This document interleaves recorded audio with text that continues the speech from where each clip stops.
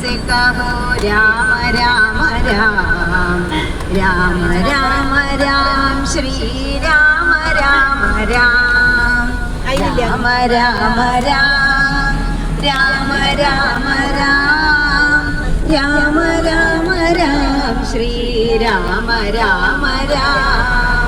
पाप कुड़े दुख मिटे लोगे राम नाम, भव समुद्र सुगद नाव एक राम नाम, राम राम देवा जय जय भागवता, किङ्गिणि पदकमला कृष्णा कंकण करयुगल, कुङ्कुम पङ्गल वक्षस्थलवर कोवलनीला, देवा जय जय भागवता, जय जय भागवता, देवा जय जय भागवता, जय जय राधा कृष्ण. ഭജനയും വിഷ്ണു സഹസ്രനാമവുമെല്ലാമായി നാലമ്പല ദർശനത്തിന് പുലർച്ചെ 3:30 മണിക്ക് ഞങ്ങൾ പുറപ്പെട്ടു. രാവിലെ 5:45 ഞങ്ങൾ ലക്ഷ്യത്തിലെത്തി. തൃപ്രയാർ ശ്രീരാമചന്ദ്രസ്വാമിയെ കാണാൻ ജനക്കൂട്ടമായിരുന്നു. വരി റോഡിൽ ആലിൻ ചുവടെത്താറായിട്ടുണ്ടായിരുന്നു. വാഹനത്തിൽ നിന്നിറങ്ങി ഞങ്ങളും ആ ക്യൂവിൽ സ്ഥാനം പിടിച്ചു. കർക്കിടകത്തിലെ പോക്ക് ഞായറാഴ്ചയായിരുന്നു അന്ന്. പോരാത്തതിന് തെളിഞ്ഞ കാലാവസ്ഥയും. ഒരു പക്ഷേ കർക്കിടകത്തിലെ 10 വെയിലിൽ ഒന്ന് അന്നായിരിക്കും. ഐശ്വര്യമുള്ള കർക്കിടക മാസത്തിൽ നാലമ്പല ദർശനം ചെയ്താൽ രാമായണം ഒരാവർത്തി വായിച്ച പുണ്യമാണെന്നാണല്ലോ. അതായിരിക്കാം ഇത്രയും തിരക്ക്. തിരക്ക് കണ്ട് ചിലരൊക്കെ പുറത്തുനിന്നും തൊഴുതു പോകാൻ പ്ലാൻ ചെയ്യുന്നുണ്ടായിരുന്നു. ഏതായാലും വന്നില്ലേ, രാമസ്വാമിയെ കണ്ടിട്ടാകാം ഇനി പോകുന്നത് എന്നു കരുതി ഞങ്ങൾ ക്യൂവിൽ തന്നെ നിന്നു. കാരണം കൂട്ടത്തിൽ നല്ലമ്മയൊക്കെ ആദ്യമായാണ് നാലമ്പലം തൊഴാൻ പോകുന്നത്. മാത്രമല്ല അകത്ത് ചെന്നുള്ള ആ ദർശനം, അത് ചെയ്ത് തന്നെ അറിയണം അതിൻ്റെ സുഖം. കച്ചവടക്കാർ അവരുടെ ജോലി ക്യൂവിൻ്റെ ഇടയിലൂടെ നടന്ന് സുഖമായി നിർവഹിക്കുന്നുണ്ടായിരുന്നു. തൃപ്രയാറപ്പൻ്റെ തിരുനടയിൽ ചെന്ന് ആ കവാടത്തിൻ്റെ ഒരു വീഡിയോ എടുത്തു. ശേഷം അവിടെ നിന്നും തിരിഞ്ഞു നോക്കിയപ്പോഴാണ് നീളമുള്ള ക്യൂ വീണ്ടും വീണ്ടും നീളം കൂടുന്നത് കണ്ടത്. വീണ്ടും ക്ഷമയോടെ ക്യൂവിൽ പോയി നിന്നു. ഗോപുരം കടന്ന് തിരുമുറ്റത്തുള്ള ക്യൂവിലെത്തി. ആകെ ഭക്തജന പ്രവാഹമായിരുന്നു. ക്യൂ കുറച്ച് നീങ്ങിയപ്പോൾ ആകെ ഒരാശ്വാസം, ഇരിക്കാനുള്ള സൗകര്യം ഉണ്ട് എന്നതായിരുന്നു. കൂടെ എല്ലാവർക്കും ദാഹജലം നൽകുന്നുണ്ടായിരുന്നു. ഏതായാലും 4 മണിക്കൂർ കൊണ്ട് തൃപ്രയാറപ്പനെ കണ്ട് സുഖമായി തൊഴുത് പുറത്തിറങ്ങി. ക്യൂവിൽ നിന്നുകൊണ്ട് തന്നെ ഷീട്ടാക്കിയ മീനൂട്ടും വെടിവഴിപാടും കഴിച്ച് ഞങ്ങൾ നേരെ കൂടൽമാണിക്യത്ത് ഭരതസ്വാമിയെ കാണാൻ പോയി. ഉപദേവതകളൊന്നുമില്ലാത്ത ഈ ക്ഷേത്രത്തിലെ വലിയ കൂത്തമ്പലമാണിത്. ഭരതസ്വാമി ഇരുന്നരുളുന്ന അതേ ഉയരത്തിലുള്ള ബലിക്കല്ലാണ് ഇത്. കുറച്ച് വെയിൽ കൊണ്ട് ക്യൂവിൽ നിന്നെങ്കിലും ഉള്ളിൽ കയറിയപ്പോൾ നല്ല ഒരു ആശ്വാസം തോന്നി. കുലീപനി തീർത്ഥം എന്ന ക്ഷേത്രക്കുളമാണിത്. ഈ ക്ഷേത്രക്കുളത്തിൽ ത്രിവേണി സംഗമം ഉണ്ട് എന്നാണ് സങ്കല്പം. അതായത് ഗംഗാദേവിയും മറ്റും ഇവിടെ സന്ദർശിക്കുന്നു എന്നാണ് പറയുന്നത്.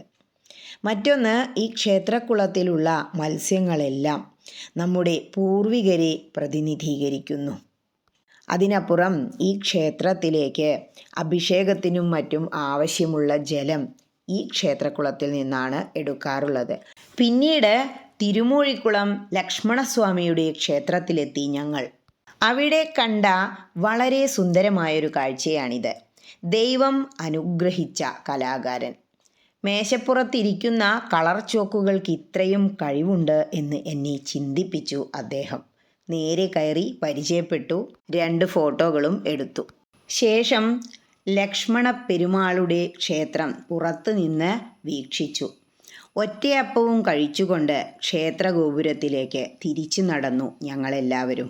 വാഹനത്തിനു വേണ്ടി കാത്തു നിൽക്കുമ്പോൾ വീണ്ടും ഗോപുരമുകളിലെ സീതാസമേതനായ ശ്രീരാമചന്ദ്രനെയും ലക്ഷ്മണനെയും നോക്കി. പിന്നെ നേരെ പോയത് പായമ്മൽ ശത്രുഘ്നസ്വാമിയുടെ ക്ഷേത്രത്തിലേക്കായിരുന്നു. സന്ധ്യയായി അവിടെ എത്തിയപ്പോൾ ക്യൂവിൽ നിൽക്കുമ്പോൾ ആകെ ശത്രു സംഹാരം എന്ന വാക്ക് മാത്രമാണ് മൈക്കിലൂടെ വന്നത്. കഴിഞ്ഞ വർഷം അവിടെ രാമായണ പാരായണമായിരുന്നു എന്നോർത്തു ഞാൻ. അകത്ത് കയറി തൊഴുത് നേരെ കുളക്കടവിലേക്ക് നടന്നു. അവിടെ നല്ല നിറമുള്ള മത്സ്യങ്ങളുണ്ടായിരുന്നു. മീനൂട്ടെല്ലാം കഴിഞ്ഞിരുന്നു. 4 അമ്പലവും ദർശിക്കാൻ സാധിച്ചു എന്ന ആശ്വാസത്തോടെ ഞങ്ങൾ തിരിച്ചു നടന്നു. കൂടെയുള്ളവർ വഴിപാട് പ്രസാദമെല്ലാം വാങ്ങി. നേരം 8 മണി കഴിഞ്ഞിരുന്നു.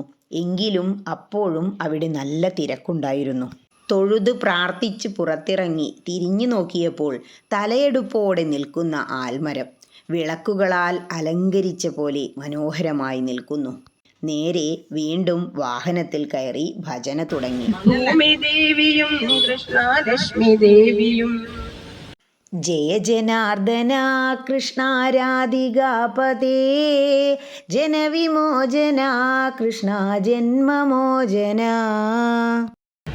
ഭക്തകോടികൾ കൃഷ്ണ മധ്യമങ്ങുടൻ പള്ളി കൊണ്ടുടൻ കൃഷ്ണ ലോകമേഴും നിത്യപാലനം കൃഷ്ണ ചെയ്തിടുന്നത നിത്യവും നമോ കൃഷ്ണ നിത്യവും നമ.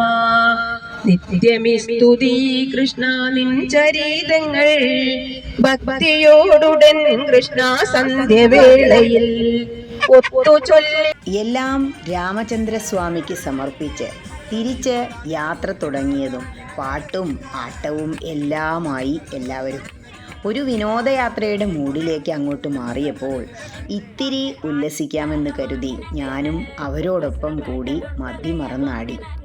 ജീവിത പ്രാരാബ്ധങ്ങളിൽ കിടന്ന് നെട്ടോട്ടമോടുന്ന അമ്മമാർ മതിമറന്ന് ചിരിച്ചു, ആടി രസിച്ചു, എല്ലാം മറന്ന് ഉല്ലസിച്ചു. എല്ലാ ദിവസങ്ങളും ഒരേപോലെ ആവർത്തനമാണല്ലോ.